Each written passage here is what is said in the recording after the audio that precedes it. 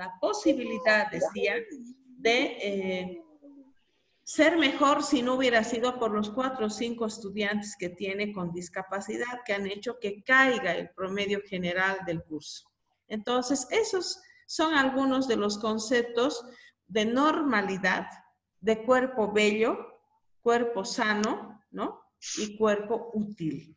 Esos son algunos de los cánones que se nos han quedado de que las personas tenemos que ser bellas, tenemos que ser siempre sanas y siempre útiles a un sistema. Sin embargo, desde las teorías de la sociología de la discapacidad, eso va a ser muy discutible, porque más bien nuestra naturaleza de seres humanos, de alguna forma, no necesariamente debe responder a la belleza, a la perfección, ¿no es cierto? Y a la utilidad, y vistas como condición de desgracia más, porque eso es lo que la persona con discapacidad y su familia, en el caso de los niños, percibe, ¿no? Es decir, que ha caído, está en una situación de desgracia porque el sistema quiere personas bellas, personas sanas y personas útiles. Y este niño muchas veces no responde a esos cánones, entonces se imaginan la tremenda frustración, marginación, exclusión, dominación de la cual son víctimas estos niños, ¿no? Los numerosos estudios y publicaciones al respecto están cuestionando esa mirada del modelo biomédico de la perfección y la discapacidad. O sea, cómo hay una antagonismo, entre que lo anormal es visto como condición de fealdad, de desgracia humana, ¿no es cierto? Sin posibilidades, además de aportar a un sistema. Y considerando que todos los seres humanos tenemos que ser iguales, ¿no? Entonces, ahí hay una cosa que los maestros, los padres de familia, las autoridades, los gobiernos tienen que ir modificando.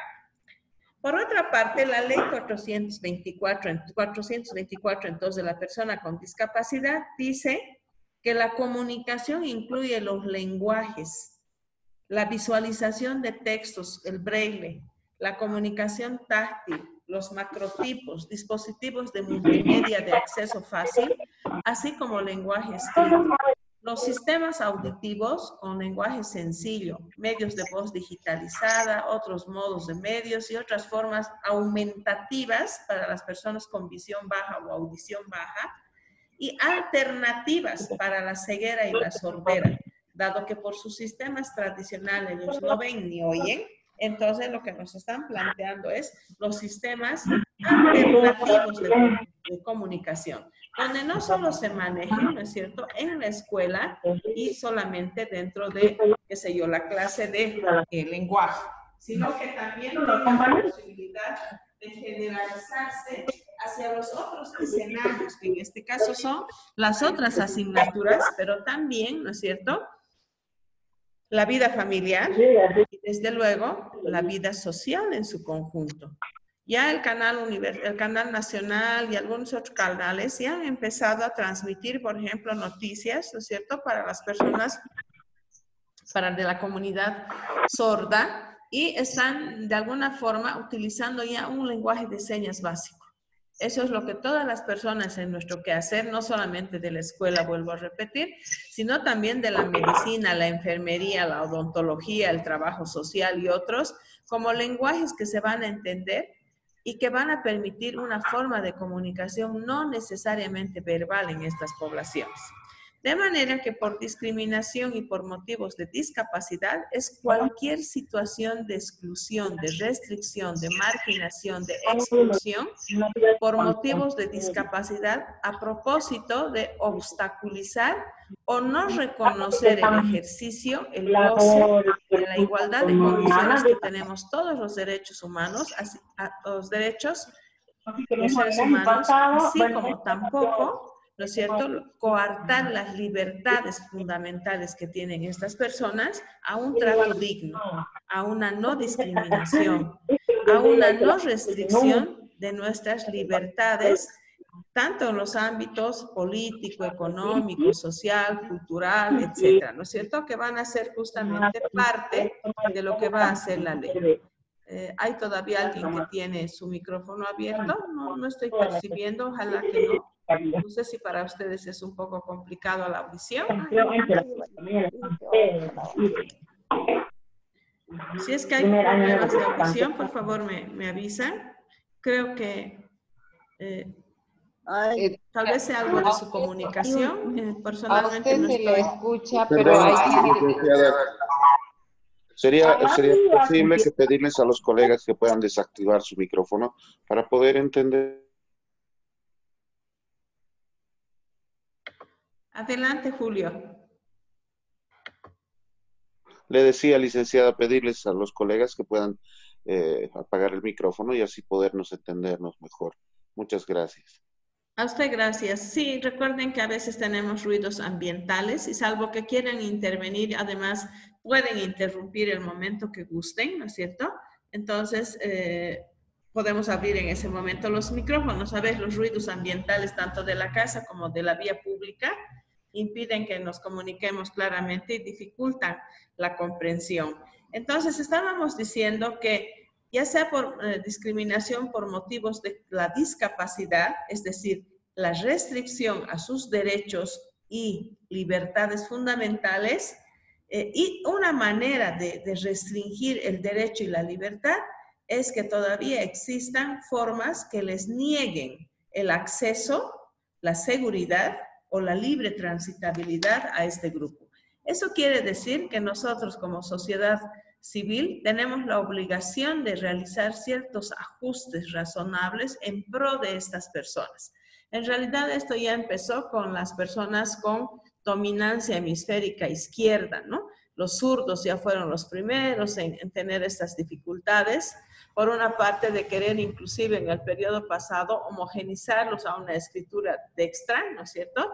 Pero hoy en día más notorio porque como hay más nivel de información, los padres lógicamente cada vez aspiran más a que sus niños puedan tener el derecho a la educación. Sin embargo, a veces por esa barrerita, ya sea la rampa, decíamos, ya sea la falta de lengua de señas de parte del maestro, van a ser algunas de las barreras tanto físicas como las barreras en este caso sociales, de discriminación cuando se piensa que un niño con discapacidad no le hace bien a la escuela porque el récord académico se va a ver afectado, ya que el niño va a producir, digamos, una disminución del promedio general de las calificaciones. Muchos de estos principios de la Ley 424, la Ley 223, la Ley 070 y la Ley 475 de la Salud, se van a articular y estos principios, ¿no es cierto?, van a regir para todos. Es decir, el respeto a la dignidad inherente y a su autonomía, incluida la libertad de tomar decisiones propias, independencia de estas personas, no discriminar, la participación e inclusión plena y efectiva. Esa es otra palabra clave también importante, porque decimos, no, ya están incluidos. Esa inclusión es plena. Además, ha sido desarrollada de manera efectiva o solo está en la ley, como decíamos. Respeto por la diferencia, la aceptación de las personas como parte de la diversidad y nuestra condición humana de personas y no de fichas o de sillas, que todas somos igualitas, ¿no? Nuestra condición de seres humanos es que seamos diversos y por lo tanto debe haber un respeto por la diferencia y una aceptación hacia las personas con discapacidad, que además, otro principio señala, tengan igualdad de oportunidades, tengan accesibilidad, tanto a ir hasta la escuela, como que una vez llegando a la escuela, puedan, por ejemplo, entender lo que está comunicando el profesor, ¿no? La accesibilidad en cuanto a que si quieren acudir a un kiosco, a un baño, tener alguna posibilidad de ejercer sus libertades, lo hagan sin restricciones. Igualdad entre hombres y mujeres y el respeto a la evolución de las facultades de este niño y su derecho a preservar su identidad, ¿no es cierto?, antes que su patología. El niño que es chiquito ese con síndrome de Down, ¿no? Entonces está diciéndonos que hay que privilegiar sobre todo la identidad, que no prime en él el síndrome o la etiqueta que este niño va a llevar.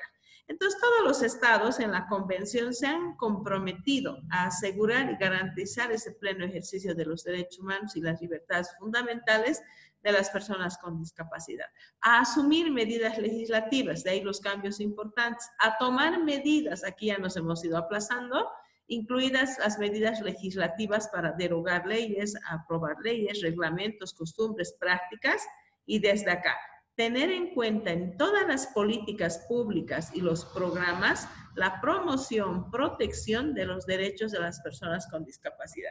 Todavía en los diferentes canales televisivos tenemos alguna publicidad al respecto, la cual enarbola y dice no discrimines por tal y tal, se ve a un niño con silla de ruedas, a un niño quizás con un lentecitos, un bastoncito, qué sé yo.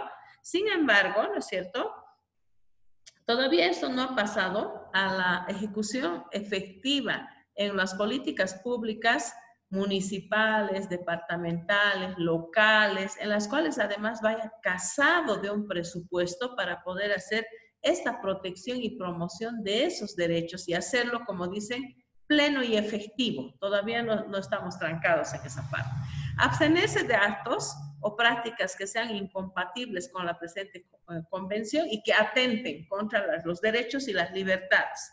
Emprender todas las medidas para que ninguna persona, organización o empresa discriminen por motivos de discapacidad. A veces el propio Estado, a través de las personas del programa del registro único para personas con discapacidad, discrimina a los niños cuando este que tiene discapacidad leve no recibe el bono, este que tiene grave recibe el bono, este que es motor, entonces como está en silla de ruedas es discapacidad, este que es autismo, no me parece que fuera un niño engreído nomás, entonces no tiene bono, ¿no es cierto? Entonces, aún dentro del Estado, no solamente las empresas privadas, que discriminen por motivo de la discapacidad y del tipo de discapacidad.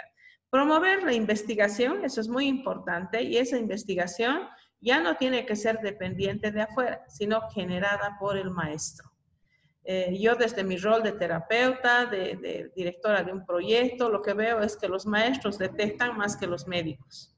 Entonces llegan los niños al nivel inicial y los papás ya son alertados por los maestros. Pero no, es niño, dicen, no. Cuando entre a la escuela va a ser. Y el maestro de primer año le vuelve a decir, yo acá no veo que todo esté bien, ¿no? Y además veo que ustedes no están trabajando con él, que esto está sucediendo. O sea, advierten los maestros. Porque los maestros tienen la experiencia de un ojo entrenadísimo para discriminar quién no está respondiendo a los patrones típicos e inmediatamente reporta. Durante la adolescencia esto ya es muy evidente, ¿no es cierto? La discapacidad se va acentuando y no necesariamente porque es el cuadro del trastorno del neurodesarrollo, la discapacidad que está empeorando, sino que durante los primeros 1000 días de vida del niño, va tejiendo, diríamos, todas las principales conexiones que va a tener prácticamente en el resto de su vida. Y si esos primeros 1000 días de vida del niño no ha sido estimulado, no ha sido además un niño tratado con afecto, no ha sido además un niño que ha recibido la alimentación saludable y un medio que le brinde apego seguro, este niño lamentablemente en la adolescencia, ¿no es cierto?, va a tener muchísimas dificultades porque mucho de lo que va a poder hacer en su vida futura va a depender del capital neuronal con que cuente. Segundo lugar, del afecto que reciba, porque ese niño tiene que tener mucha autoconfianza, una buena autoimagen, autoconcepto de sí mismo y por lo tanto una estima a sus condiciones diferentes. Entonces, si esos aspectos, junto a la malnutrición, junto a las continuas expulsiones de un sistema educativo, cuando yo en una ocasión decía, el sistema, ha habido deserción, un colega de ustedes me dice, no es deserción, es expulsión. El sistema lo expulsa porque el niño no responde a los cánones de la normalidad. Y a partir de eso me gusta utilizar el término de la expulsión del sistema, porque el niño y sus padres no se van porque quieren, se van porque el niño no está con muchas barreras arquitectónicas y sociales. Entonces, cada día es algo de queja, de problema, de siempre los padres estar angustiados. Entonces dicen, no, mejor que se vaya a un centro privado. En la Argentina hay una publicación muy interesante, como los rebalses del sistema estatal, esto que le decimos, no se puede, no tenemos, no. Entonces van a las instituciones y están enriqueciendo los bolsillos privados. Porque hay muchos centros que están viviendo de la discapacidad, de lo que el sistema estatal no hace. Sería como si diríamos al médico, el médico no es efectivo, el médico de nuestra seguridad social, entonces nos vamos al médico privado. Entonces, ¿qué sentido tiene que aportemos económicamente al sistema público si no resuelve nuestra salud? mejor que ya no nos descuenten y nosotros tomamos ese dinerito y nos vamos a la seguridad privada, ¿no es cierto? Y garantizamos ahí nuestros derechos. Entonces, los estados no solamente tienen que comprometerse con la aplicación de las leyes, sino con la aplicación eficaz de la ley. Es decir, que realmente ese sistema de salud, ese sistema educativo, ese sistema social pueda responder de una manera efectiva en este caso. Entonces, eso implica revisar el modelo pedagógico, ¿no? Y revisar a quiénes educamos. Al principio hablábamos con la licenciada María, decíamos desde Tarija, nos decía, claro, los padres tienen que estar implicados. Ya no los educamos solo a los niños, sino a la comunidad educativa. Porque de nada sirve que yo, maestro de matemáticas o de música o de educación física, trabaje si mi colega de la otra sala, ¿no es cierto?, no va a conocer el modelo sobre el cual vamos a trabajar. Si de paso, educándolo en el aula y en la familia, haya una sociedad que esté mandando antivalores. O sea, justo todo lo que hemos trabajado en el aula, la sociedad le está dando mensajes a los niños de que eso no es lo mejor. Entonces, de pronto, nosotros, ¿a quién educamos? Entonces, tiene que ser esa concepción de niño, adolescente, joven, hombre, ¿no? Cultura, sociedad, esa concepción de globalidad, de integralidad y de la interacción o intersección que hay entre los diferentes sistemas. Esos diálogos entre los sistemas, la intersectorialidad que se llama, ¿no? Que además tiene que ser la educación integral. Hablamos tanto de la educación integral que cuando el niño no se saca el promedio de 70, no nos importa que haya sido un buen niño. Las dimensiones del saber, del hacer, del ser, del decidir, solo se resumen en la libreta a cuánto sabe el niño, a evaluar la memoria. Entonces, todos esos aspectos en estos diálogos también tenemos que reconsiderarlos, ¿no? ¿Cuál es el propósito? En el caso de la educación especial con enfoque inclusivo, es que el niño pueda ser independiente, que pueda ser productivo. No importa tanto si no puede repetir el abecedario como quisiéramos, o como van a repetir todos los otros niños, que por lo menos sepa decir su nombre, que posiblemente no haga operaciones matemáticas complejas, que por lo menos pueda comprar alimento y pueda, por ejemplo, manejar las operaciones básicas. Y no lo digo como un nivel, un estándar mínimo de exigencia, sino más bien que para él, en lugar de operaciones matemáticas inútiles, abstractas, para él tiene que estar muy relacionado con su cotidiano. El Perú le ha llamado a esto currículum funcional, o sea que el niño realmente con discapacidad, todo lo que tiene que aprender es para tributar a su independencia. Recuerden que las principales preocupaciones de los padres de niños con discapacidad es, mientras yo esté vivo, yo todo voy a hacer. Pero cuando yo me muera, ¿qué va a pasar? Esa es la principal preocupación que escuchamos a los padres. Entonces, ese chico tiene que tener independencia. Las formaciones irán orientadas a lo técnico, a la cuestión productiva, que ese niño pueda saber hacer algo para que el día de mañana no sea un niño institucionalizado, un joven abandonado, un joven que entra en contacto de drogas, alcohol. Recuerden que esas van a ser las situaciones complejas para los niños en las cuales van a ocurrir las principales rupturas biográficas de este niño. Era bien hasta que, ¿no? Como no lo comprendían en la escuela, muchas frustraciones, muchas cuestiones negativas en la práctica escolar, entonces se vincula con una pandilla, por ejemplo, y los borderline, los niños con discapacidad mínima, ingresan en esos ciclos. No tienen la capacidad de discernir y decir, este me aconseja mal, esto me está aconsejando bien. Para eso habría que leer Pinocho, para entender claramente, ¿no es cierto?, cómo un niño de las características de Pinocho, al sentirse incomprendido y diferente a los demás, pues se junta con este grupo de amigos, entre comillas amigos, que le aconsejan justamente a hacer todo lo que no debe hacer, ¿no es cierto? Entonces, esa vulnerabilidad nos hace pensar, ¿para qué queremos que el niño con discapacidad estudie? ¿Para qué queremos que el niño sea parte del sistema? Para que repita cosas que luego no tienen aplicación en la vida real. Y por eso uno de los preceptos va a decir, se acoge al currículum base, pero se debe hacerse adaptaciones curriculares de acuerdo a la necesidad del niño y a sus particularidades, ¿no? Entonces, los contenidos van a priorizar el currículum base, pero va a ser la creatividad del maestro, que para el síndrome de Down esto es importante, para el niño con autismo esto, para la visión baja o la ceguera, o para la sordera o la audición deficiente va a ser este determinado contenido, ¿no?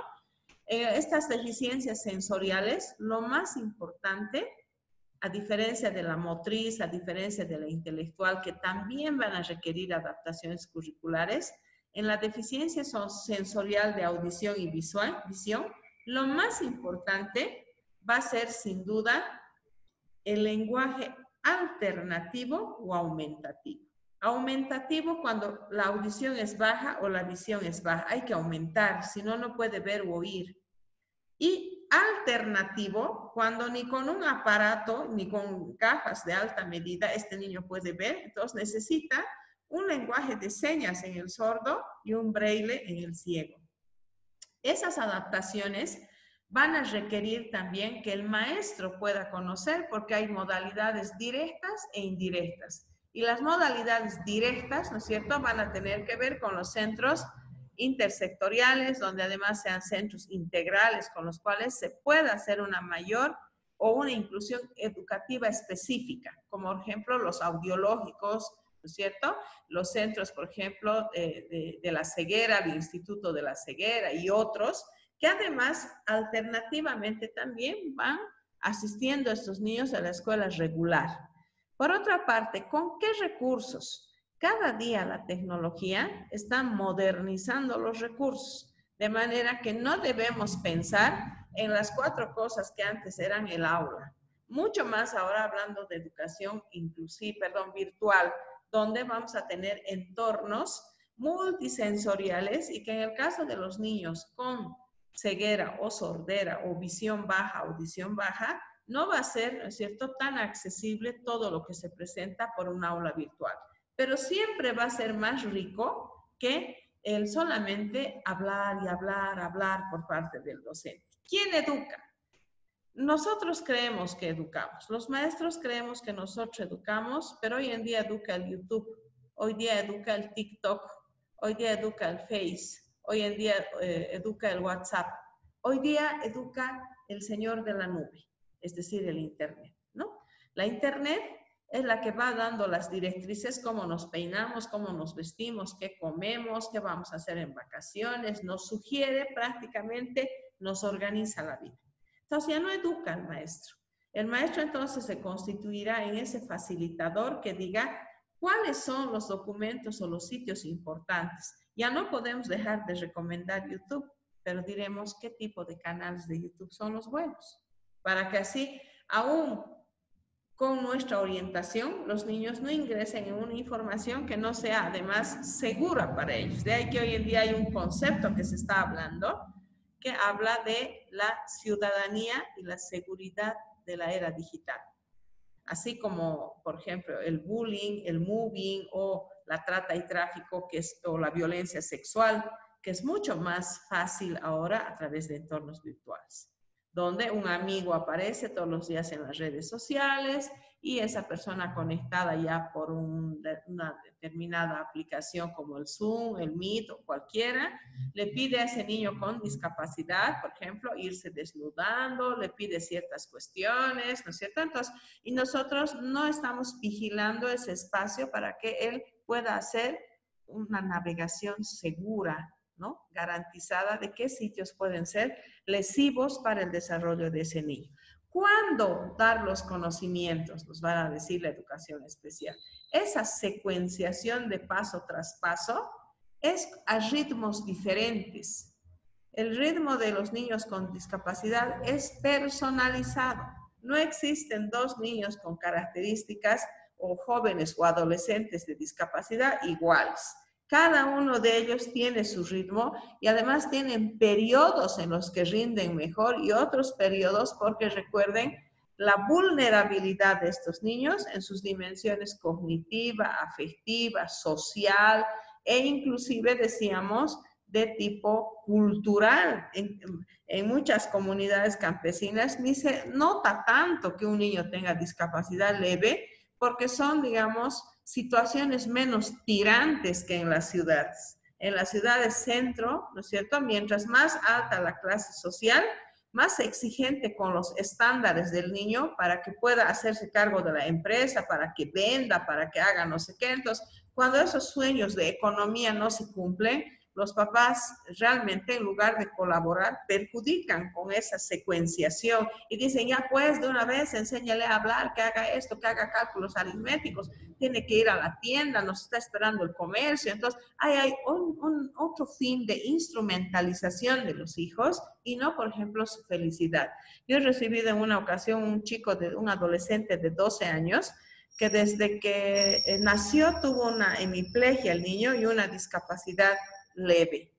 Y lo único que ha hecho este niño es estar en las camillas durante los 12 años de vida. Camillas en La Paz, camillas en Santa Cruz, camillas en Sucre, camillas en Chile, camillas en Argentina. Y cuando le he preguntado al papá, ¿y qué hace y lógicamente muchos problemas educativos, ¿y qué hace en sus tiempos libres? El chico no sabía ni amarrarse los zapatos, no sabía ni ponerse la camisa. Y en cuanto a actividades lúdicas, él hace natación, él hace ciclismo, él hace ajedrez, él hace danza, hace arte, nada. Solamente a los padres les interesaba la normalización del hemicuerpo. O sea, que sea normal. Aunque 12 años ya estaba solo sobre las camillas. Cada día hacía terapia. Entonces dije, no, que venga 2 días a terapia, va a ir otros 3 días a la escuela y los otros días va a ir a jugar o va a ir a hacer piscina, ajedrez, lo que a él le guste, porque ya basta de terapia, ¿no ve? Va a ser adulto y lo único que va a interesar es su mi cuerpo.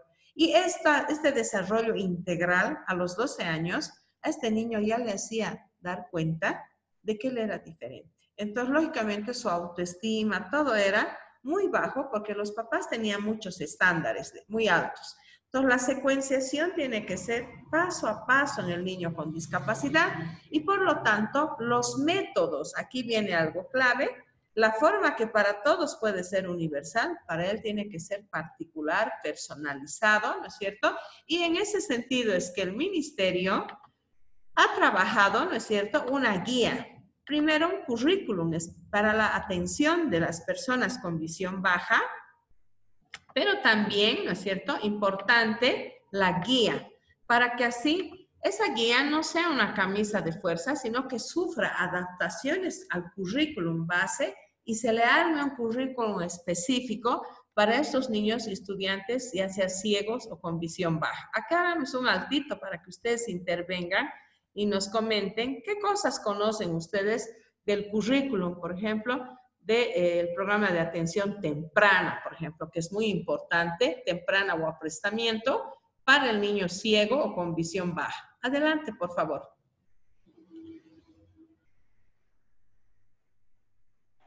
Buenas tardes, Licen. Entraría ahí lo que es el desarrollo sensorial psicomotriz de los 0 años a los 4 años. Perfectamente, pero además, ¿no es cierto?, estos programas, tanto de, como dice usted, desarrollo sensorial, son muy importantes porque debemos trabajar con el niño los 7 sensorios. No pensar que como el niño, por ejemplo, durante la primera infancia no tiene visión o tiene visión baja, entonces la única idea que se nos viene es ponerle los lentes, ¿no? O de pronto directamente enseñarle las cuestiones por el tacto. Cuando ellos muchas cuestiones empíricamente, por su experiencia y su exploración, van utilizando el olfato, van utilizando su sentido del equilibrio, su audición, ¿no es cierto? Van desarrollando además sus sistemas gustativos, todo lo que agarra en la infancia, cualquier niño huele o lame, ¿no? O chupa ese objeto. ¿Por qué? Porque esa es su fuente de conocimiento. Y efectivamente, el desarrollo sensorial en la primera infancia va a ser muy importante en atención temprana y aprestamiento, pero no desde los modelos clásicos, no desde la idea de decir hay que darle a oler, a probar y a tocar a los niños objetos, ¿no? Ahora ya existen programas basados en sensaciones donde se experimenten mediante salas de desarrollo sensorial y psicomotriz los 7 sentidos del niño y se articulen además a ese trabajo tanto del tono, la coordinación, el equilibrio, la lateralidad, el esquema corporal, la dimensión espacio-tiempo, la estructuración, por ejemplo, que en este caso va a ser muy importante, de límites, el apego, trabajar por otra parte la atención, el lenguaje, ¿no es cierto? La memoria de ese niño. Entonces, una globalidad que va a estar adaptada a la atención temprana y al aprestamiento para esos procesos a futuro escolarizados. Un niño, por ejemplo, con un mal agarre, un niño, por ejemplo, que tenga unos vicios así de postura, ¿no? Va a ser un niño que no va a poder atender el entorno.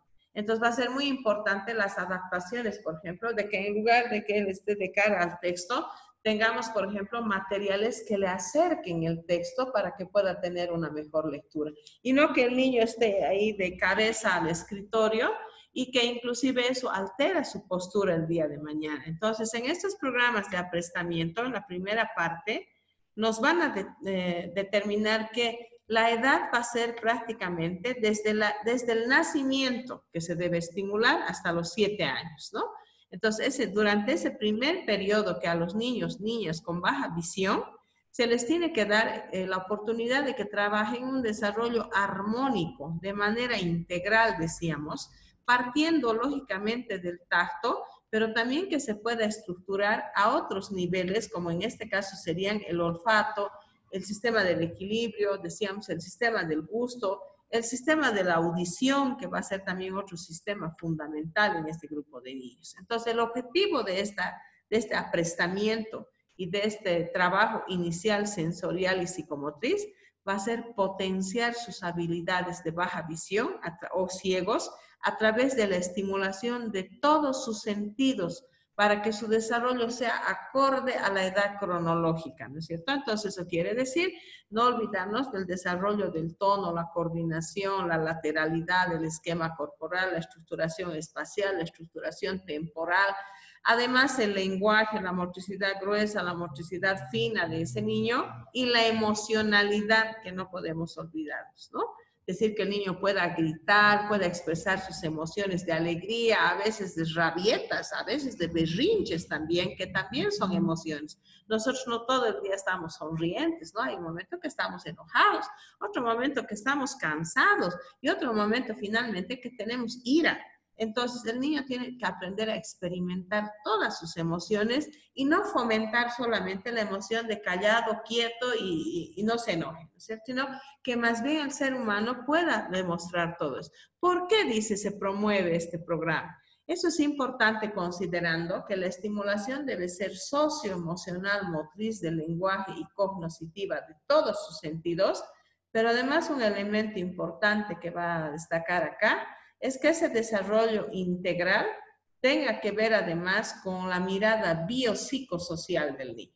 No solamente el ojo y el ojo, la pierna y la pierna que les he contado, sino que el desarrollo sea también psicológico de las emociones, sea cognitivo. Pero en la escuela no solamente se va a aprender y solo aprender, por eso hay dimensión del saber, del hacer, ¿no es cierto?, del ser y del decidir. Entonces, ese niño tiene que tener esa mirada global por parte de la educación y de su maestro, que es el último eslabón de lo que dice el sistema, ¿no? O sea, el sistema, la ley está diciendo algo, pero el maestro es el último eslabón que efectiviza y a su vez es el eslabón más importante de ese sistema, porque cada que hace una buena práctica está recreando y está demostrando si el sistema es efectivo o no. Entonces, su rol es muy importante, ¿no? Cuando hablamos de la ley 070, la podemos ver expresada en la conducta de un maestro, en cómo enseña, cómo hace sentar a los niños, cómo evalúa,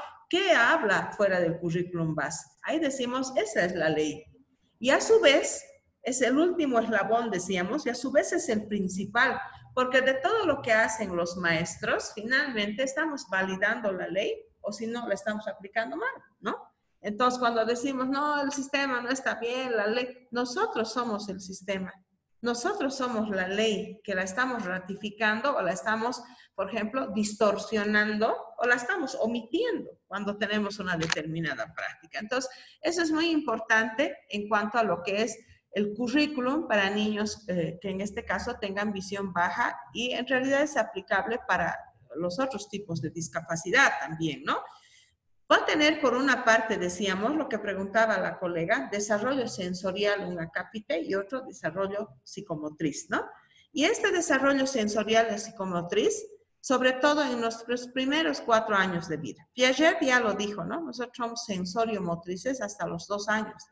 Y hasta los 4 años, nosotros vamos desarrollando hasta los 7, pensamiento preoperacional. Entonces, nos está hablando de la importancia de que en la guía, o en el currículum, perdón, especial o específico para niños con visión baja o discapacidad, se pueda, en todo caso, hacer adaptaciones que van a requerir experiencias psicológicas de movimiento.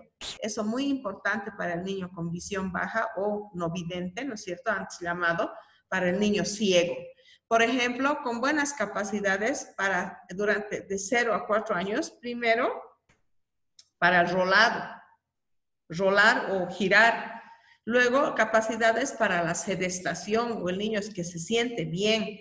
Porque hoy en día se sabe que un niño que no puede estar bien sentado, que su postura es de tirarse adelante, tirarse a los lados, apoyarse, que ya no sabe cómo va a estar en un determinado, no tiene una buena postura. Y cuando nosotros no tenemos una buena postura, la columna no se constituye en el eje mediante el cual nosotros podemos desplazarnos y poder hacer barridos visuales, atencionales, auditivos, propioceptivos correctos. Y por eso en esta primera etapa va a ser importante todo el desarrollo motriz como en cualquier niño.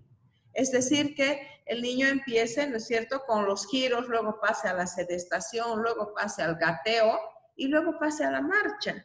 Pero que esas fases, ¿no es cierto?, sean consideradas, por ejemplo, con el desarrollo integral de sus sistemas del tacto, de su sistema auditivo, de su sistema propioceptivo. Que para el niño sordo, ¿no es cierto?, la visión, el sistema motriz se fortalezca por las sensaciones y las informaciones que le da su cuerpo. Entonces tenemos un sistema inclusive que no se lo ha estudiado mucho, que es el sistema interoceptivo. El mejor ejemplo son las 12:30 del mediodía. 12:30, nosotros ya no atendemos nada, ya no pensamos nada, solo queremos comer. Porque el estómago nos dice, oye, necesito alimento. Entonces ya estamos inquietos, queremos irnos, renegamos, decimos, ¿hasta qué hora va a ser? Ya quiero ir a comer. Entonces hay un sistema interoceptivo que es el que le permite al niño la sobrevivencia. Se le acaba su glucosa cada 2 horas, ¡guau! La guagua está llorando, necesita su comida. El niño se cansa, ¡guau! O sea, otra vez. Entonces, tenemos un sistema emocional y un sistema interoceptivo de nuestras vísceras que nos está marcando todo lo que tenemos que hacer. Entonces, la educación no debe estar al margen de eso, nos dice el currículum específico. Debe desarrollar la estimulación considerando la integralidad del ser humano. Otro momento donde nuestro sistema interoceptivo, por ejemplo, nos avisa que ya el sistema está colapsado, es cuando la sala se empieza a llenar de dióxido, porque hemos estado muy encerrados y bosteza el uno, bosteza el otro, bostezamos todos, porque el sistema respiratorio nos está diciendo, oye, falta oxígeno. Y es un momento de ánimo. Entonces, a estos niños, sus sistemas, al estar privados de visión o de audición, su sistema interoceptivo les informa muchísimo más que a nosotros. Nuestros sistemas, cuando son los 7 sistemas bien distribuidos, nosotros casi somos más visuales, más auditivos y a veces ignoramos eso. A veces algo está tan interesante que no nos estamos dando cuenta hasta que decimos, ¡ah! Había sido la 1. Oh, no, ahora sí que sí, vámonos, tengo hambre. Porque recién me he dado cuenta al ver la hora, ¿no? Y en muchos otros casos, nuestra vejiga, por ejemplo, alguien que está con la vejiga llena, es imposible seguir atendiendo. Es imposible pensar en otra cosa que no sea en eliminar el líquido que tenemos en el cuerpo, en la vejiga en concreto. Entonces, a estos niños sus sistemas les informan mucho y por eso están hablando de que la estimulación temprana y ese desarrollo psicomotriz tiene que estar enfocado, vean, a la estimulación de esos otros sensorios, incluidos a estos que tenemos entonces en la parte interoceptiva. ¿Qué dice la pancita? A ver, escucharemos. ¿Qué está diciendo el corazón? A ver, escucharemos. ¿Qué dicen ahora los pulmones? Ahora vamos a respirar fuerte, ahora vamos a respirar bajito, ahora como un elefante. Entonces, tenemos muchos recursos para al niño hacerles reconocer sus emociones, conectarle con su cuerpo, ¿no? Por ejemplo, en la hiperactividad, en el trastorno por déficit de atención, etcétera, se trabaja muchísimo estos aspectos. ¿Por qué? Porque el niño no se da cuenta muchas veces ni siquiera por qué está enojado, por qué está reaccionando así. A ver, escúchate lo que estás respirando. A ver, escuchamos el corazón. Entonces, la estimulación sensorial está destacando el currículum específico. Está destacando el trabajo con el tono muscular. Ya les vuelvo a repetir, un niño que no tiene un buen control de su tono, ¿no es cierto?, es hasta difícil atender en una malposición. Entonces, el tono es esa actividad permanente de los músculos que nos permite estar o echados o sentados o de pie y estar alertas frente a lo que sucede. Un tono bajo, ¿no es cierto?, como en el niño con síndrome de Down, muy blandito, o un tono muy aumentado, no es el adecuado para poder trabajar en el niño toda la primera parte, que es altamente grafomotriz. Importante la estimulación de reflejos, que el niño esté atento, que el niño además, decíamos, esté con un estado de alerta, de vigilia a lo que esté pasando. No sea un niño así durmiendo, ¿no es cierto? Un niño que esté taciturno o un niño que esté ya también demasiado acelerado. O sea, eso nos va a mostrar que muchos reflejos o respuestas que el niño tiene ante el ambiente sean las adecuadas, ¿no es cierto? Por ejemplo, en el caso de la estimulación para el desplazamiento y la marcha, muchos niños que no tienen un buen desarrollo motriz tienen muchas dificultades al momento de caminar, al momento de escribir, al momento de hacer ya operaciones matemáticas, porque el salto también es mental. Si bien hay el salto físico, hay un salto mental en las matemáticas. Importante el conocimiento de su cuerpo, las distintas partes del cuerpo, porque básico va a ser el control de la postura, los ajustes posturales, las contracciones musculares que en este niño se pueden estimular a través de las salas de psicomotricidad y del juego. Y la imagen de su cuerpo como tal, la imagen corporal. Durante este periodo de 0 a 4 años es importante el lenguaje. Recuerden que el lenguaje es el que significa nuestro mundo y lógicamente va a ser importante que en este periodo, ¿no es cierto?, se trabaje con los diversos niveles de desarrollo del lenguaje. Al principio, fonológico, son los ruidos en los bebés prelingüístico, antes de los 2 años. Después de los 2 años, estos niños ya empezarán a organizar fonemas, luego organizarán morfemas, luego organizarán palabras, luego organizarán frases y luego organizarán textos compuestos, ¿no? Mamá, quiero irme, estoy cansado. O sea, ya hay un sujeto, verbo, predicado que está comportando, en este caso, algo de su pensamiento o sus sentimientos. Importante los contenidos orientadores en el lenguaje, dice, expresión facial. En muchos niños se tiene que trabajar inclusive con emoticones, con fichitas, donde les muestran al niño, ¿cómo está esta persona? Enojado. A ver, ¿cómo es enojado? Enojado. O sea, reconocimiento de expresiones faciales que comunican, que en el caso de los niños con visión baja, ¿no es cierto?, va a ser importante el tacto para saber cómo cuando alguien está enojado, inclusive aumenta su tono. Vean cuando los gallitos, por ejemplo, se ponen a pelear o los perritos crecen hasta la cresta, se les para, dice uno, ¿no? A veces a los colegas también cuando están enojados en una reunión, hasta la cresta se les para, porque realmente la expresión facial está de enojo, de molestia y de contracción de los... Entonces, eso tienen que conocer ellos, ese lenguaje. También importante la coordinación, articulación de sonidos, por ejemplo, en tambores, ¿no? Esto es rápido, esto es lento, ¿no? Entonces, ese niño ciego se guía por su audición o se guía por su tacto. Importante el lenguaje receptivo, decir, espera, todavía no, escuchamos al otro, ahora te toca a ti hablar, ¿qué vas a decir? Entonces, eso nos dan unos contenidos orientadores que hacen su énfasis en la preparación para la vida diaria. Verán que esas son las condiciones más importantes, decíamos en el caso de niños con visión baja, ceguera, audición baja o sordera, es la independencia personal en las actividades de la vida cotidiana, comer, ¿no?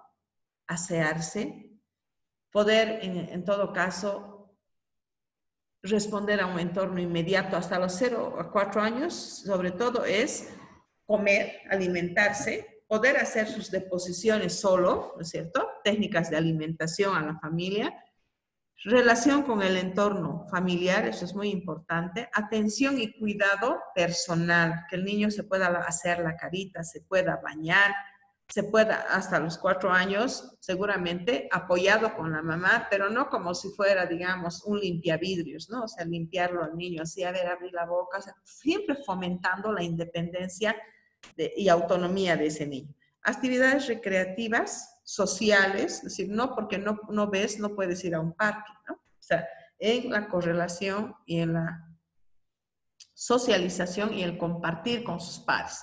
Y el desarrollo socioemocional, que en el caso de los niños con cualquier tipo de discapacidad, lo más importante van a ser la familia, ¿no? Los roles parentales.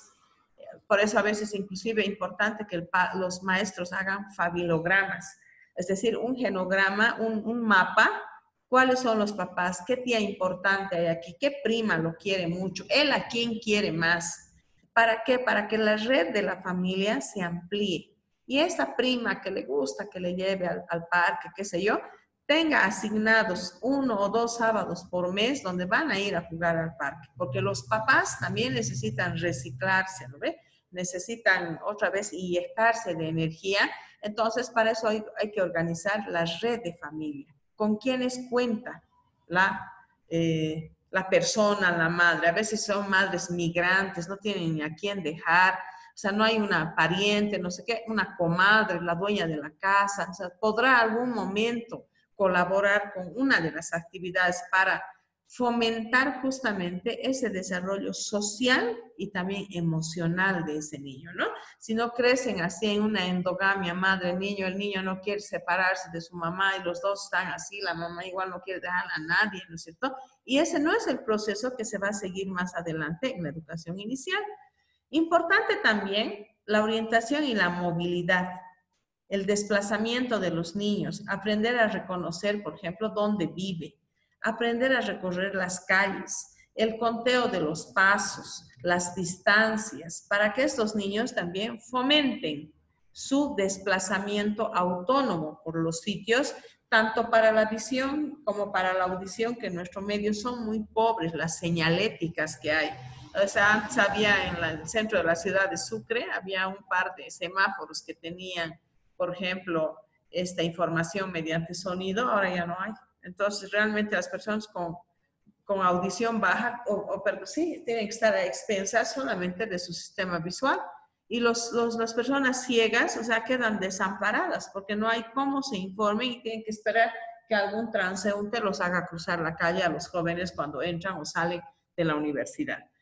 Importante acá la premovilidad, ¿no es cierto? Antes de que salgan a la calle, o sea, ejercicios de premovilidad, temporalidad y espacialidad, ¿no? Que aprendan a manejar los espacios, a tener claves de orientación de los espacios, temporalidad del tiempo y, lógicamente, asumir técnicas de protección para, por ejemplo, el uso del bastón, para, por ejemplo, en el caso de la audición, por ejemplo, tomar precaución de distancia social, etcétera, todo eso, ¿no?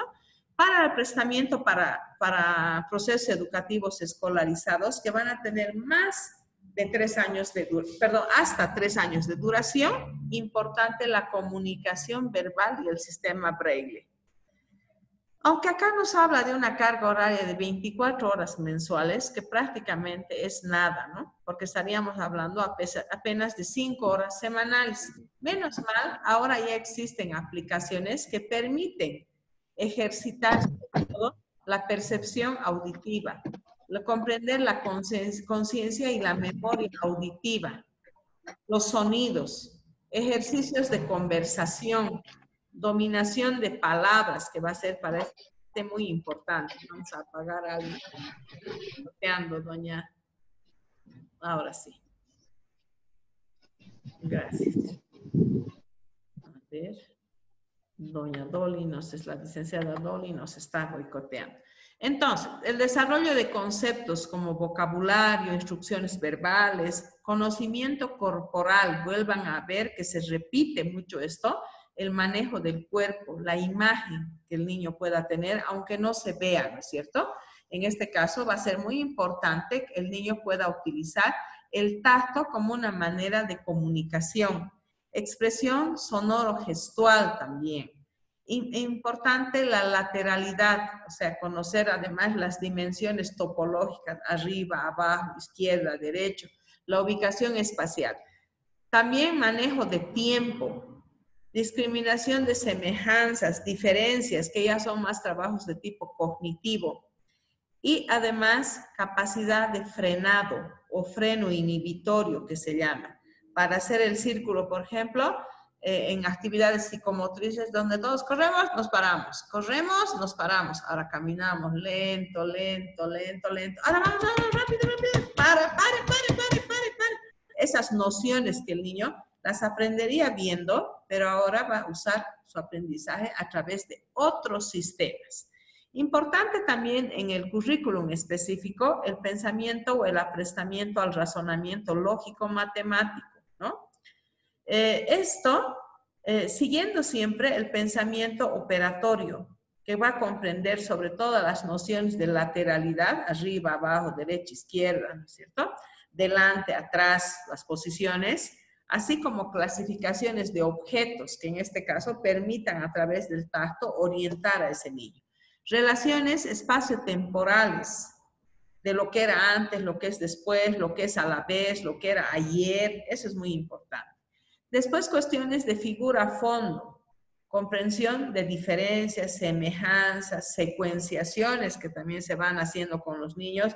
Este perrito es más chiquito, este es mediano, entonces este viene acá. Ah, este es más chiquito todavía, entonces va a ser justamente el tacto lo que nos va a permitir y la audición. Un sonido grave, un sonido agudo. A ver, ¿qué animalitos conocemos de esa manera? Entonces, trabajando a partir de justamente los elementos más importantes que se están considerando en cuanto a orden, cantidad, o sea que estas son dimensiones cognitivas que el niño debe ir trabajando para tributar al razonamiento lógico-matemático. Vuelve acá lo que son las actividades de la vida diaria, que hemos rescatado también ya todo lo que es la independencia personal. Por otra parte, las relaciones entre pares, ¿no? De acuerdo a la edad que tenga el niño y esa movilidad. Un segundo programa, ¿no es cierto? Es el programa de rehabilitación o habilitación funcional. Entonces, el primer programa era desarrollo sensorial y psicomotricidad, que iba sobre todo a promoción, protección del niño, porque era de 0 a 4 años, con niños pequeños. En cambio, cuando el niño ya necesita programas de rehabilitación o habilitación funcional, en este caso, se recomienda que hayan 4 a 6 estudiantes ciegos o con baja visión por un maestro, ¿no? Y lógicamente que en este caso los maestros puedan incorporar a través de técnicas compensatorias la habilitación o la rehabilitación para realizar actividades básicas cotidianas. Volvemos a repetir que una de las cosas más importantes es la actividad de la vida cotidiana. La independencia en sus actividades para alimentarse, actividades para asearse y actividades para poder desplazarse, sin perder de vista las capacidades cognitivas esenciales. Atención, el niño debe aprender a atender y a usar sus otros sensorios. Concentración, decíamos inclusive de escuchar sus sensaciones internas. Memoria para recordar. Creatividad para proponer, digamos, o plantear sus propias formas de entender las cosas creativamente, dice, ¿no? Esto puede ser llevado, estos preceptos, a cualquier actividad que el maestro con su creatividad pueda realizar. ¿Cuál es el objetivo de la rehabilitación y o habilitación funcional? Lograr la independencia personal. La independencia personal y social en la audición y en la visión es lo más importante. ¿A través de qué? De técnicas compensatorias y sistemas o medios de comunicación alternativa o aumentativa que sean pertinentes a sus características. Para lograr ¿qué cosa? No solo la inclusión educativa, sino la inclusión en una sociedad.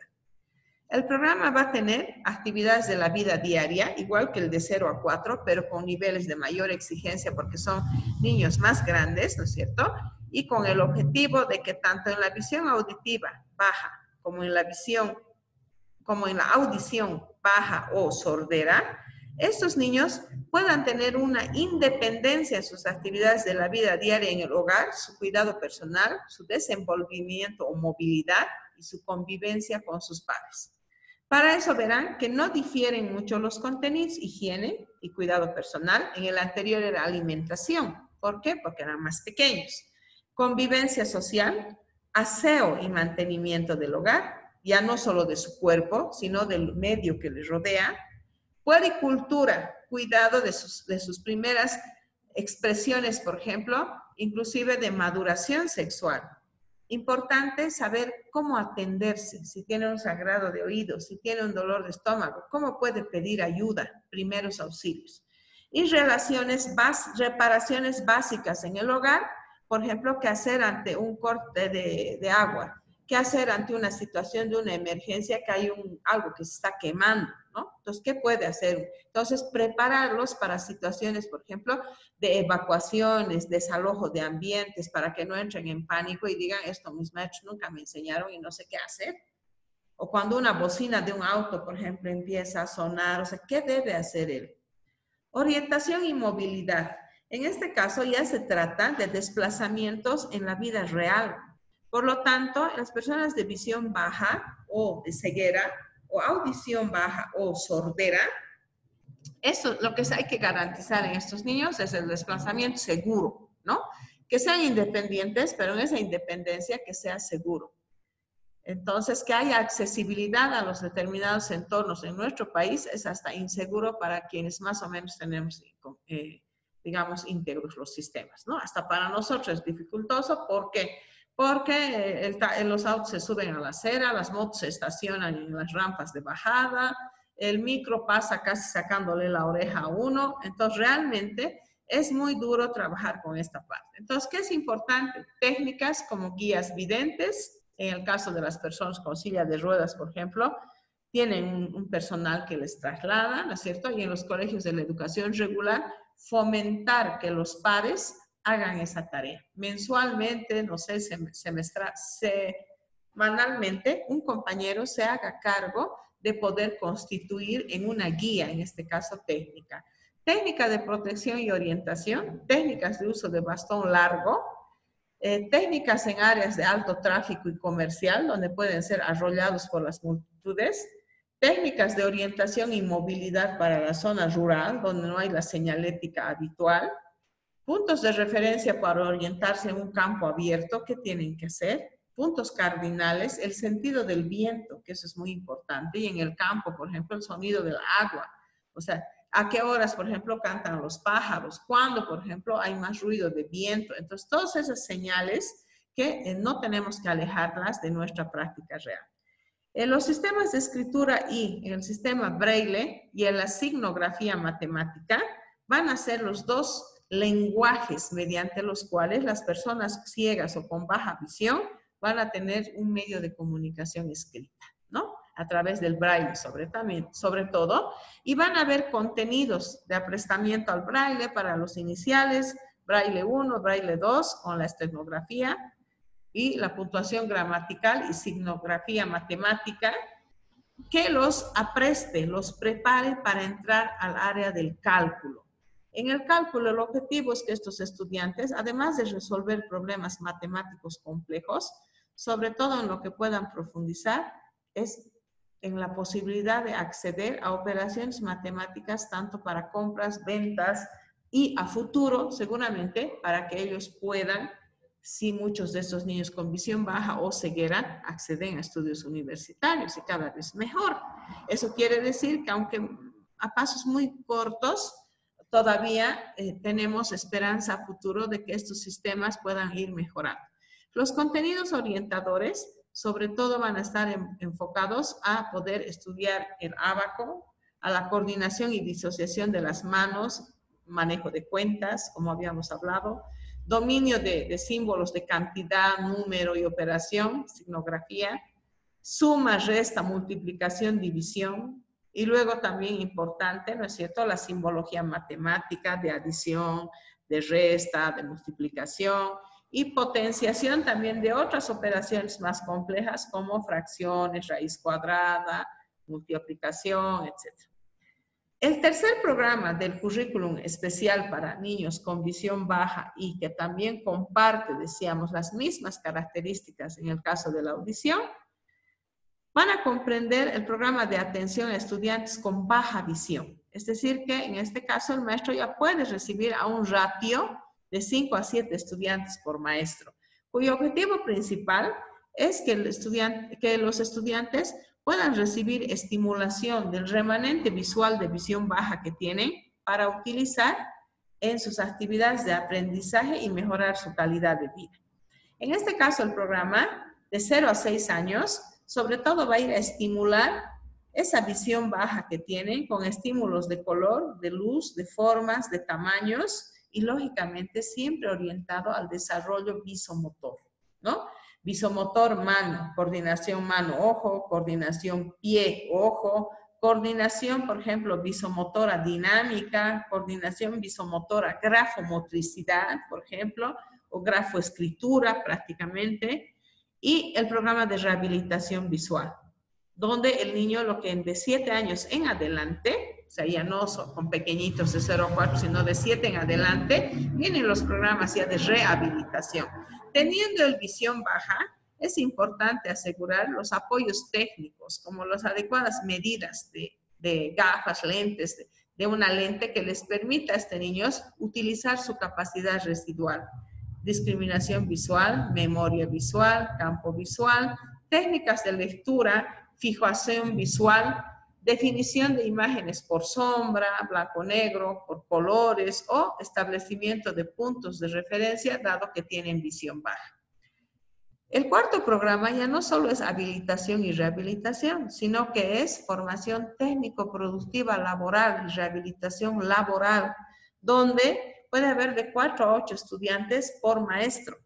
Esta modalidad es indirecta y estos niños asisten a institutos de formación técnico-productiva inclusivas que incluyen programas o servicios de atención temprana, rehabilitación, atención a visión baja, estimulación especial a personas ciegas, pero con diagnósticos y programaciones al inicio de su atención. ¿Qué cosas van a hacer en la modalidad indirecta? Van a analizar áreas de trabajo y establecer requerimientos de cada puesto laboral.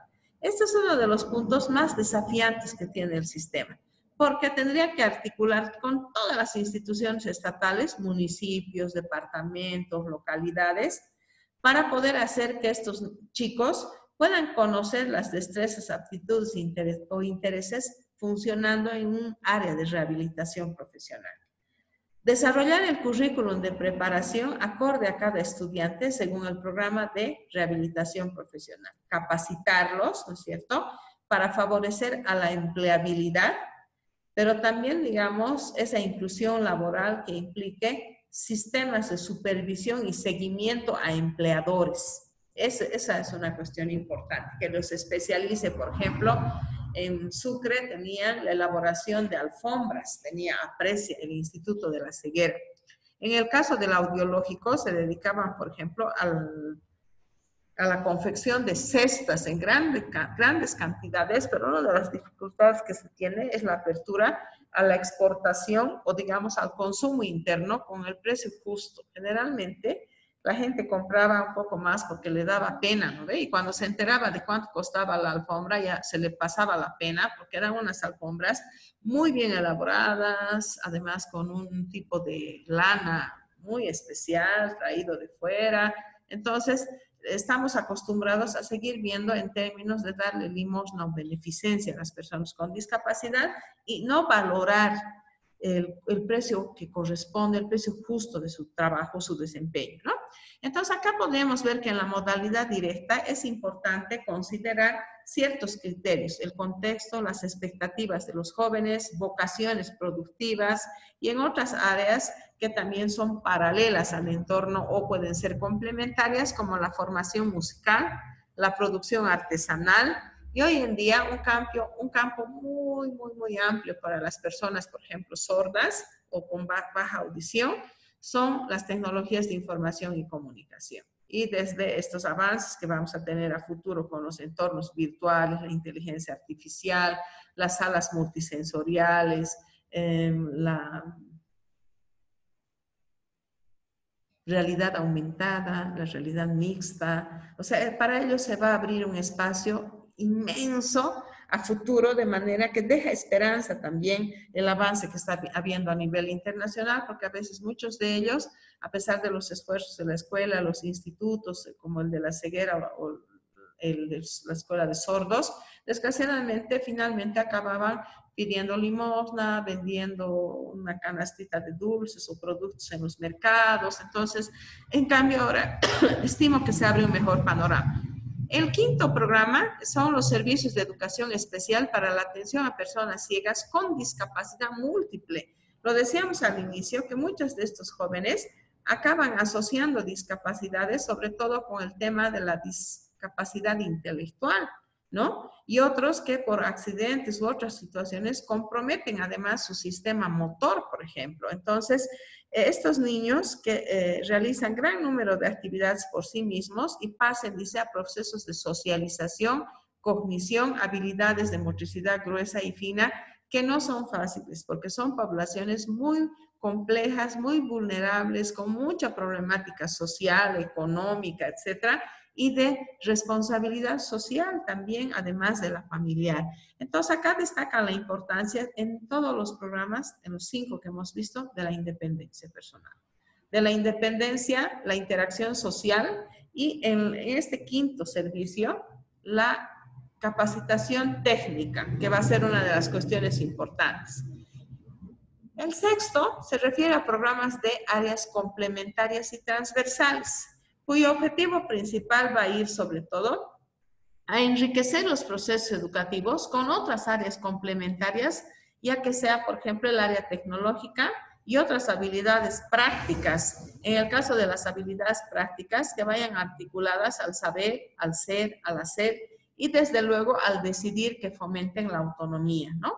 Entonces, como verán, por ejemplo, reconocimiento de fibras, hilas, lanas, yute, cuero, cañamazo, seleccionar fibras de color para poder organizar macramé, crochet, medir, cortar, abillar, desenredar, uso de herramientas, tijeras, palillos, agujas, crochets, etcétera, ¿no? Cartonaje y manualidades, tejido de periódicos, papel maché, macramé, tejidos en lana, es decir, orientados en este caso al campo productivo, ojalá, ¿no? Yo ahí conozco un trabajo muy interesante de una persona que por la zona de, no recuerdo si Mojocoya, ¿no? Alguna comunidad de Chuquisaca, un maestro colega de ustedes en Sucre que ha propuesto, por ejemplo, un programa así para este tipo de discapacidades múltiples, con el despepitado del durazno para el mocochinchi. Muy interesante cómo les hacen clasificarlos de primera, segunda, cómo es todo un proceso de remojo, de secado, cómo se tiene que cambiar, o sea, la cara anterior, la cara posterior y todo eso bajo un proyecto muy bonito. No sé en qué medida el municipio lo estará aplicando, pero digamos que estos proyectos necesitan estar respaldados por el fomento económico, porque cuando queremos comprar el macramé, queremos comprar las agujas para el tejido, ya no hay, los papás no tienen, entonces ya son los primeros obstáculos. Una vez salido bonito el producto, no hay dónde embolsarlo, encajonarlo bien, promocionarlo, vender, lo que sé yo, que el niño sienta que además eso ha tenido el adolescente y joven sienta que ha tenido un retorno. Ahí estamos fallando bastante. Educación física y recreación, uso de tiempo libre. Esto es muy importante, les decía, porque muchos de estos niños no van a valorar su condición física y de salud. Entonces hay un poco de control también del cuerpo, necesidad de ejercitar la respiración, la relajación, la tensión, tener control de su motricidad, dominio postural, corporal, fortalecer su musculatura, trabajar la higiene, el cuidado del cuerpo, el querer ese cuerpo a pesar de que de repente el estuche no sea todavía aceptado, autoaceptado por el niño o por el joven y su familia, ¿no? Importante la realización, por ejemplo, también de deportes orientados a esto. Eso realza la autoestima, mejora la autoimagen y autoconcepto, lo hace una persona querible, orgullosa de sí misma, ¿no? La expresión corporal, por ejemplo, determinada a fomentar la recreación, la competencia sana, el concurso, por ejemplo, la exposición.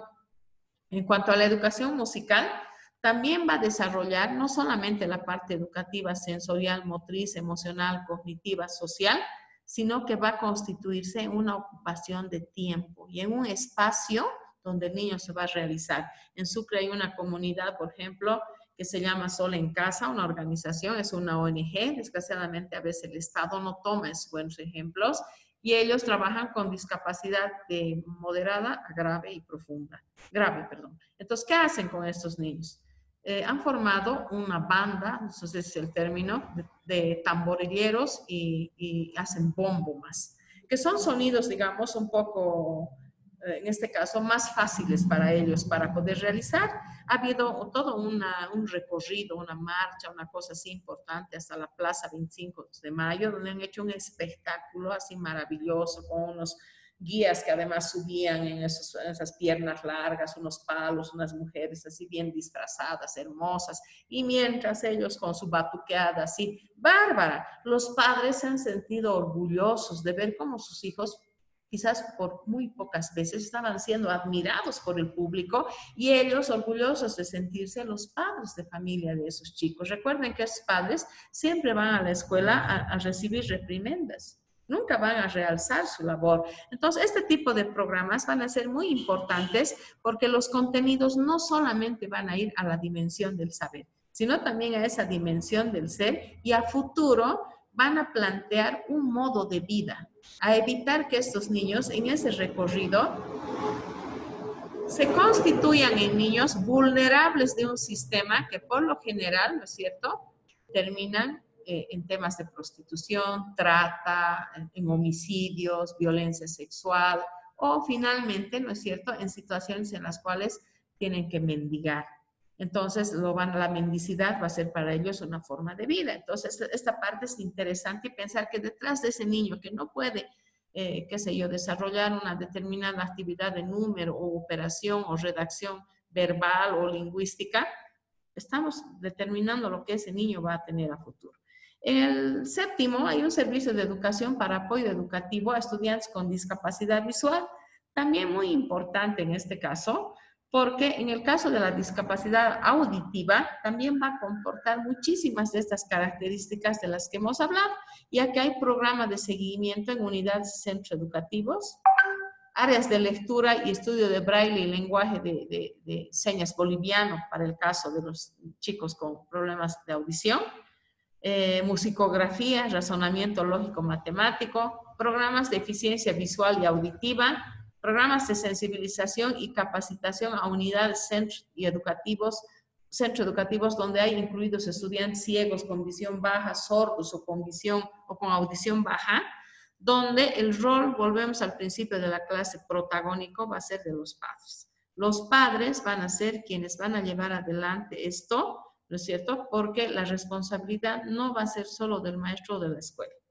Los padres y la sociedad civil, los municipios, las instancias gubernamentales, los gobiernos municipales, los gobiernos departamentales, ¿no es cierto? Van a tener mucho que ver en esto porque se requieren materiales, se requieren una política pública que además otorgue dinero, otorgue además marco legal para las acciones que va a desarrollar la escuela y no solo sean consideradas en este caso como, digamos, una responsabilidad de las cuatro paredes del aula, ¿no? Sino que haya realmente toda una política que a través del currículum nos permita, como dice este documento de la discapacidad intelectual, poder acompañar en ese proceso de socialización al niño sin que la sociedad resulte tóxica para él. Muchos papás dicen eso, ay, no queremos que salga porque después otros niños le van a hacer daño, qué sé yo. Entonces, esta seguridad y este tránsito de socialización tiene que ser donde las familias puedan incluir a estos niños, pero a ambientes seguros, donde esos ambientes seguros a veces no son ni para los niños normales. Entonces, miren los desafíos que tenemos que enfrentar. Hay un trabajo en Tarija justamente hecho por un psicólogo que se llama el doctor Javier Blades, donde muestra que la mayor cantidad de niños que son víctimas de violencia sexual tienen algún tipo de discapacidad.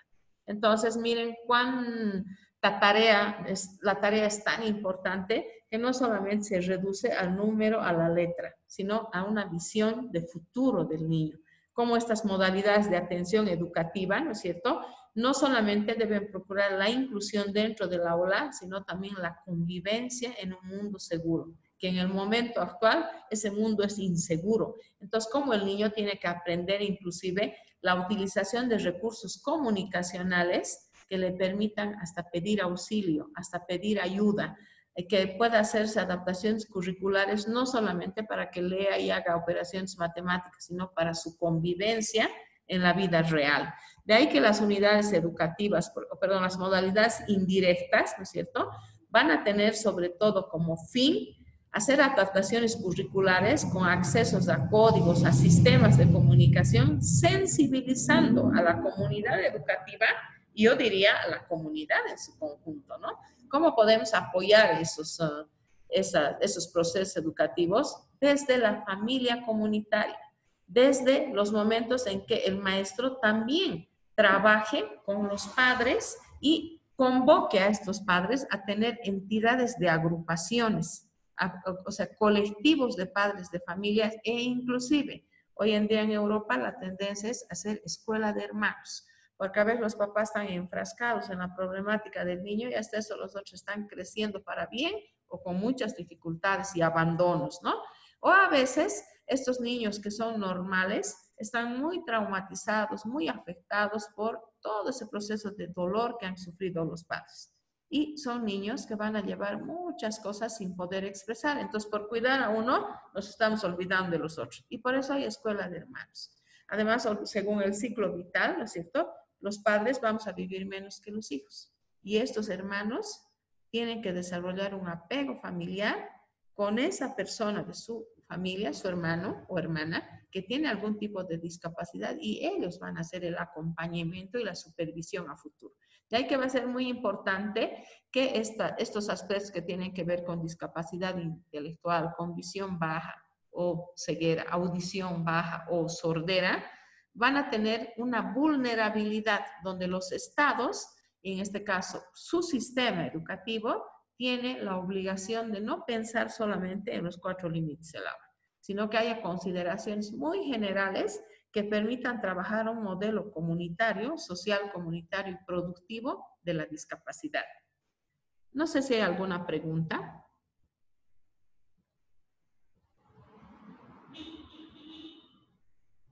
Complejo el tema, ¿no?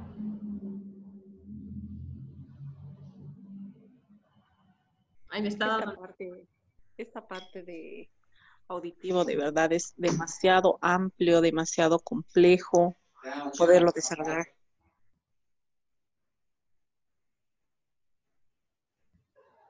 Sí, demasiado amplio, demasiado complejo y además, ¿qué le puedo decir? Demasiado general, ¿no es cierto? Porque prácticamente los maestros que acompañan, por ejemplo, la audición baja y la sordera, prácticamente están ingresando en un ámbito bastante complejo, que complejo no digo por difícil, sino complejo digo porque está entrelazado con otro tipo de conocimientos en los cuales las técnicas, las adaptaciones curriculares tienen que hacerlo a ese maestro un mayor conocedor de lo que tiene que hacer, ¿no? Entonces, quizás las modalidades directas e indirectas pueden ser una alternativa en este caso para los primeros años en los cuales el maestro sí puede trabajar, digamos, los niveles de estimulación, desarrollo sensorial. Pero ya para los niveles mayores, en los cuales en la secundaria, por ejemplo, la formación superior, estos jóvenes ya van a necesitar maestros que realmente no solamente puedan comunicar la seguridad, la higienización, la movilidad, sino, por ejemplo, operaciones matemáticas complejas, el cálculo, por ejemplo. Entonces, ya para eso se tiene que disponer de otro sistema de conocimientos más especializado. Acá hay maestros de educación secundaria con niños o chicos que tengan discapacidad auditiva o visual.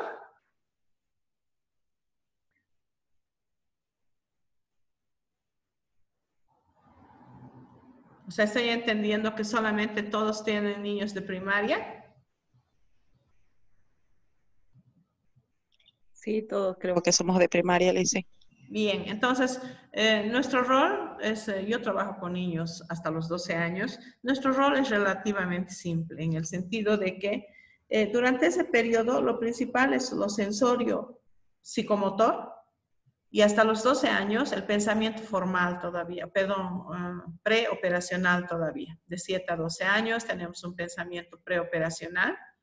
Entonces, el pensamiento formal va a ser mucho más complejo de trabajar y por eso que en esta primera etapa lo fundamental, estamos leyendo, es la parte de la autonomía, la parte de la lectoescritura y las operaciones matemáticas fundamentales. Hemos hablado del desplazamiento y la movilidad. Hemos hablado del autocuidado y lógicamente todo eso va a depender, ¿no es cierto?, si no está asociado a otro tipo de discapacidades. Eso nos dice un poco el mensaje del currículum específico para niños que tengan visión baja o que tengan ceguera.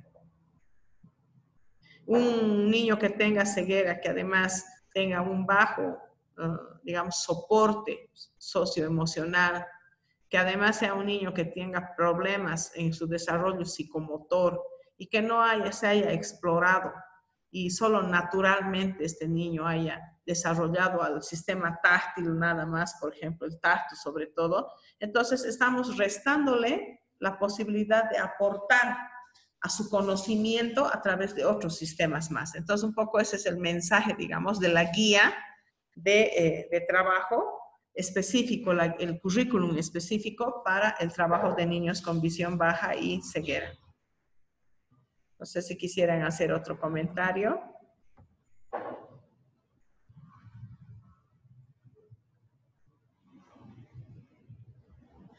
De hecho, yo coincido con ustedes cuando me plantean y me dicen, y eso ya ha ocurrido en varios espacios, les decía que alguna vez tengo la oportunidad, este tiempo no, tengo la oportunidad de trabajar en posgrado con los profesores que se forman en el diplomado, la especialidad o la maestría en educación inclusiva o en trastornos del neurodesarrollo, etc.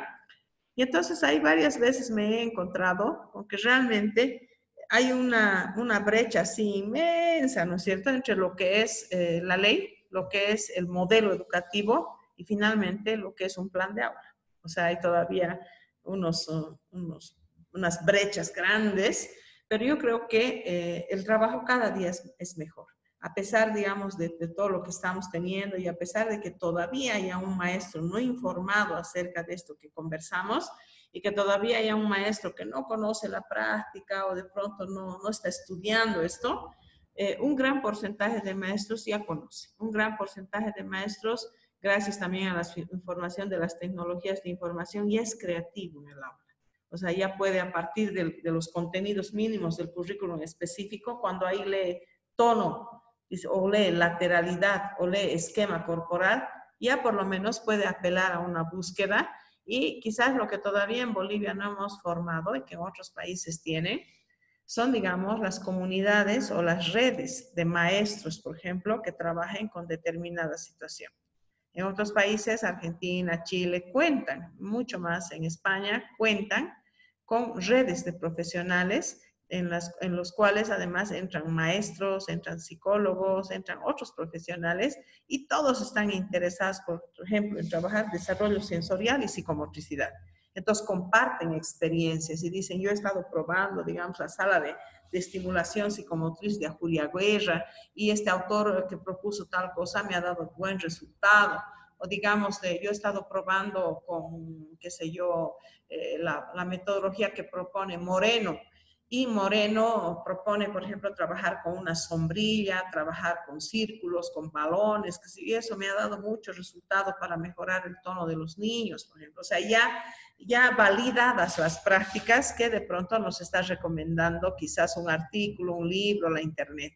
Entonces, una comunidad de educadores, mientras más cercana sea a nosotros, es mejor, porque son las mismas características de los niños, son las mismas problemáticas locales, municipales o gubernamentales que tenemos. Entonces, algún momento hablábamos con la licenciada Susana Camacho de Sucre, que ella dirige un kinder, una unidad de educación inicial, y ella, por ejemplo, decía prácticamente el trabajo con los padres, yo ya vengo haciéndolo hace años bajo ese mismo modelo, porque son padres trabajadores, migrantes, viajeros. Entonces, un poco lo último que se acuerdan es de la guagua con discapacidad. Entonces, muy bien, digamos, ha ido ella trabajando, logrando, por ejemplo, integrar a los padres en cursos, o sea, que los padres primero se empoderen de conocimiento para que puedan acompañar el desarrollo de sus niños, ¿no? ¿Alguna otra pregunta, comentario que quisieran hacer?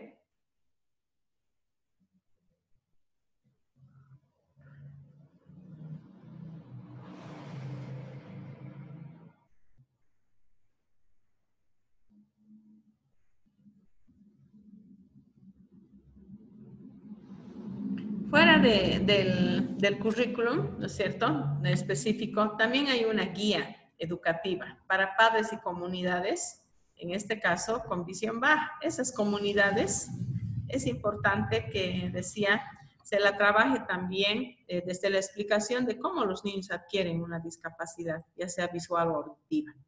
Cómo se hace la detección de la ceguera de los niños, cuándo se diferencia la ceguera de la visión baja, que esa guía, por ejemplo, de trabajo también pueda enfocar lo que son los procesos de aceptación de la familia. Porque si la familia no ha superado el duelo, ¿no es cierto?, no va a poder iniciar la fase de aprendizaje. Sigue negando, sigue renegando, sigue con ira, con rabia de lo que ha sucedido esto en su familia.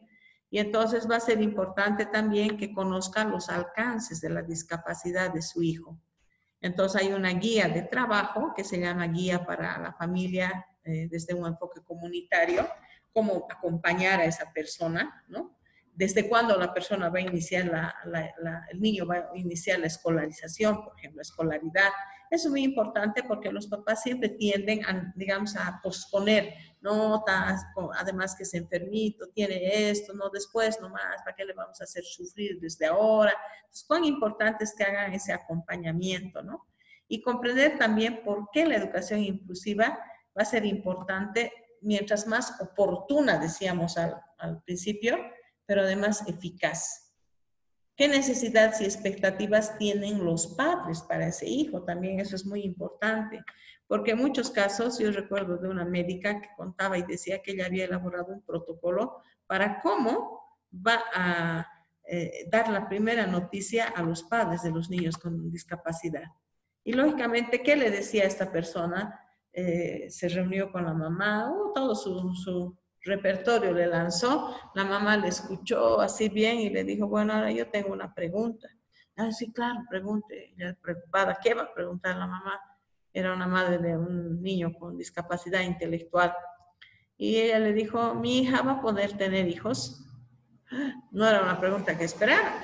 Entonces le dijo, bueno, en realidad sí, pero también existe un 50. ¿Pero va a poder tener hijos? Sí, puede tener ella hijos. Ah, ya, porque nosotros tenemos un campo grande. Entonces yo lo que necesito es para que me ayuden pues a trabajar.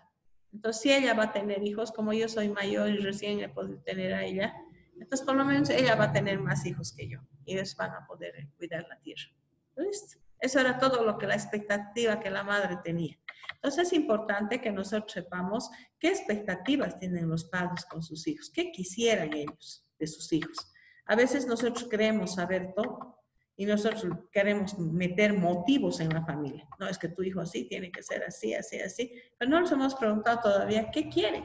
Entonces el sistema educativo plurinacional para acompañar el proceso de la educación inclusiva tiene estos centros integrales multisectoriales, decíamos, los CIM.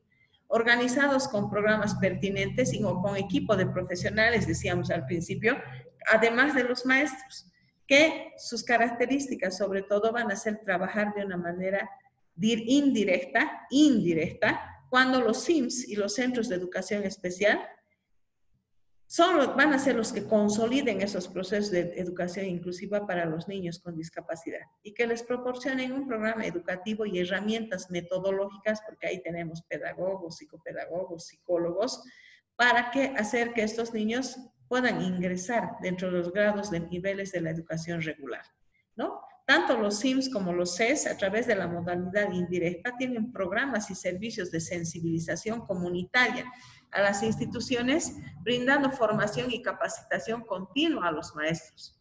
Trabajo con familias, tutores, elaboración y distribución de materiales, además de orientar y realizar seguimiento al proceso de la educación inclusiva.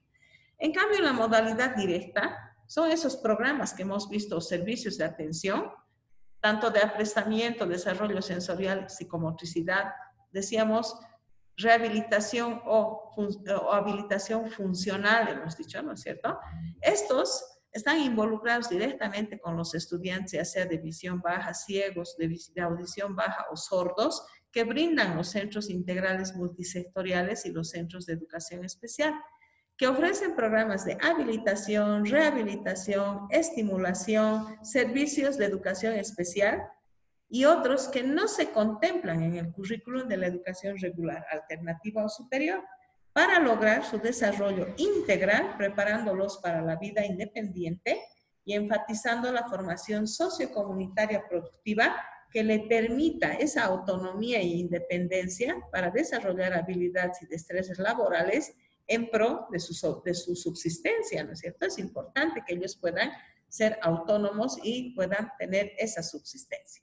Entonces, es ese énfasis el que pone la guía educativa para padres y familias, para que ellos se informen, tomen conocimiento de qué es la discapacidad.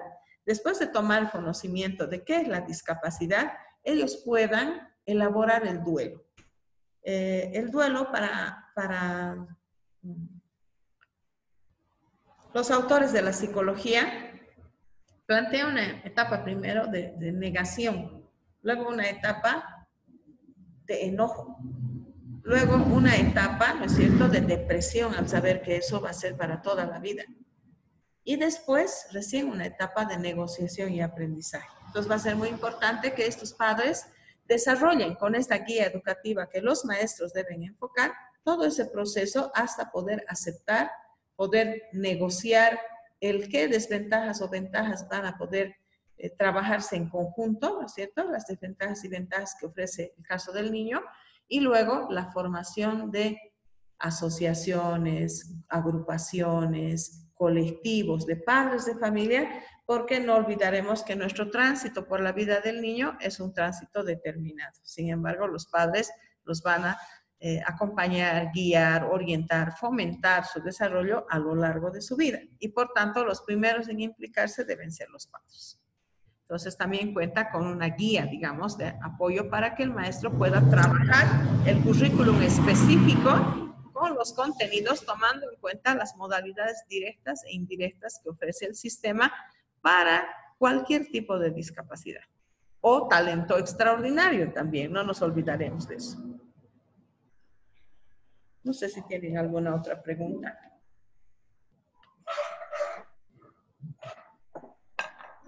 Creo que el perrito nos quiere preguntar.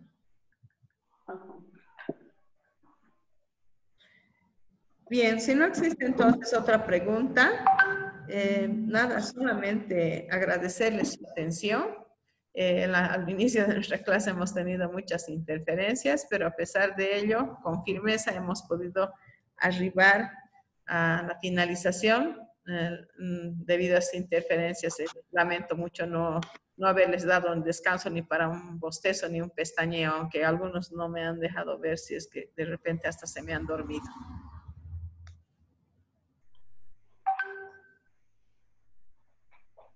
Bien, este grupo medio callado he tenido otros grupos bien bulliciosos, charlatanes, me imagino que quizás por la hora, las fechas también en las que ya estamos, están un poco cansaditos. Espero que lo compartido, pues nada, les sea de provecho y de utilidad. Entiendo que tanto el video como algo de material referido al currículum específico y a la guía de trabajo con familias, les van a proporcionar las personas de su programa.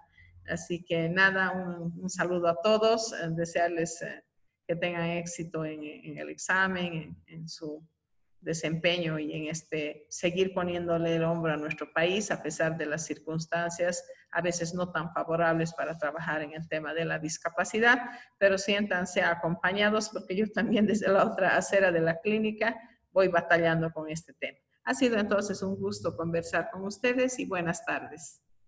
Hasta luego, licenciada. Muchas gracias. A ustedes, buenas tardes.